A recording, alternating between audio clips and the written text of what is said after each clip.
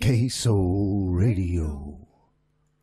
La Bon Town, Rouen, New Orleans. Let's let the good times roll. This is Mr. Bobby Seals Sr. with Observations. Tonight on Observations, we're talking about money. Mammon, the almighty dollar, the purveyor of goods and services and the root of all evil. That little piece of paper coated with chlorophyll for which you work, beg, borrow, and steal. Money, money, money, greenbacks. It's what we're living for. We can't get enough of that money. And when you ain't got it, things ain't right in the world, is it? It's like there's no air to breathe. Like you got no future, nowhere to go, and nothing to do because everything costs these days. And everything costing more and more these days, too. And most people are beginning to feel the crunch on their economy. Most people see it coming. And they the lucky ones. There's people so poor, so far down in the poverty line, they don't even know that there's an economic disaster looming. They ain't even heard the news.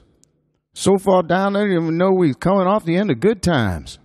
From their economic viewpoint, they's totally unaware the economy done took a dive like some old punch-drunk boxer. Billions and billions of dollars just disappeared into thin air.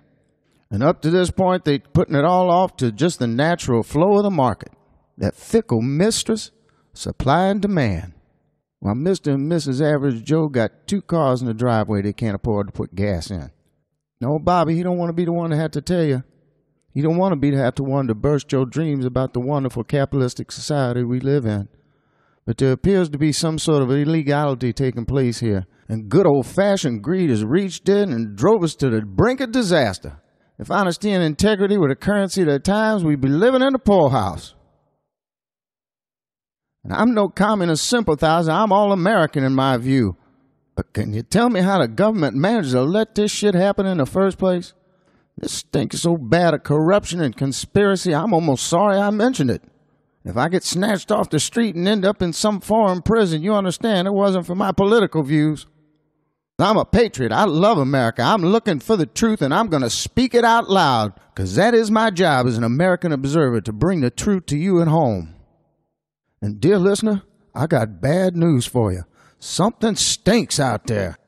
How is it that we got little old ladies well past retirement age living on their pension crying for the blood of corporate executives, wanting to string them up like old Texas justice? How was it the laws was changed and the government was fast asleep at the wheel? It's as if the shepherd done turned his head and allowed the wolf to take his pick of the little lambs, and then retired down in Boca Raton on top of it, right next door to the 3 little pigs. Now, I know this government has become renowned worldwide for its ignorance and its stupidity in dealing with just about every occurrence that it has been presented. However, I cannot think that these boys are so stupid as not to have seen this going on. And I hate to think it and I hate to say it, but I do believe we've been sold out by the government. Conned and flim-flammed in some high-tech fashion. Victims of some elaborate shell game all designed to get our money. Well, we got us a new government coming in here, and I hope that they're a government of the people. I hope that they go after the criminals and the war profiteers that done wrecked our society like they go after that 14-year-old girl son crack down on the corner. I want some prosecutions. I want persecutions. I want electrocutions. I want the institutions to change and bring about some sort of different government. Some sort of something that makes sense. I'm looking for fair treatment for all people. You send somebody to prison for the rest of their life for 3 minor crimes, and somebody that steals from 10 million people get to go home to their mansion in New Jersey. And the reason the government missed them is because they was reputable. The kind of person nobody takes a look at and believes everything they say. It's another rich white guy. We all know that's changed. Ain't nobody taking nothing for granted anymore. If you're the paper boy looking for a quarter, they're going to check up your ass to make sure you're legal. And I do believe this whole money situation is making America ripe for another witch hunt type situation. It lies deep in our character, and it's been a long time since we got to burn some motherfuckers at the stake. You go Senator Joe McCarthy on these motherfuckers and look up every orifice they got. You research everybody they know, and you're going to find some dirt on these boys. And on top of that, you're going to hear a cry of exultation rise from the population. because they tired of this kind of treatment by people, and they ready for the American sin to be washed clean by fire if need be. And if the government and justice cannot serve the people, they looking for revenge for those who tried to drive a stake through the heart of the American dream.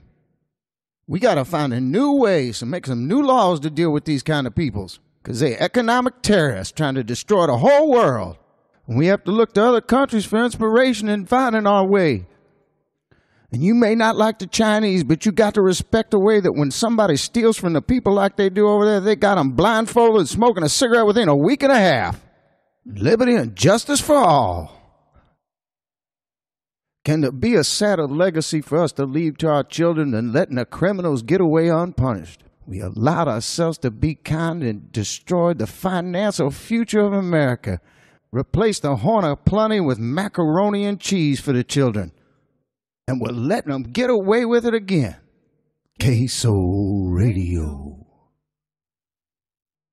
I've gotten a lot of telephone calls in the last couple of weeks, and I've been talking to people extensively about the financial crisis. And there's been many people that have asked me for advice, and many people who have asked me quite honestly, Mr. Bobby, did you see this coming? Did you know it was going to be this bad? And if you did, why didn't you warn us to the impending financial disaster? And I must admit, I did not see the full magnitude of the financial crisis until it was too late. But I want to say this to you. I felt that something was wrong. That imperceptible shift in consciousness alerted me to the fact that things was going awry. But because I couldn't put my eyes on them in a direct way, I fell into a hole of disbelief. My third eye was temporarily made blind by the sleight of hand of these shucksters. But I have come back to my feelings and what I know to be true. So I'll be here every night shining what light of wisdom the Lord decides to shine on me, right down on you. This is Mr. Bobby Seale with Observations. Good night, New Orleans. Queso Radio.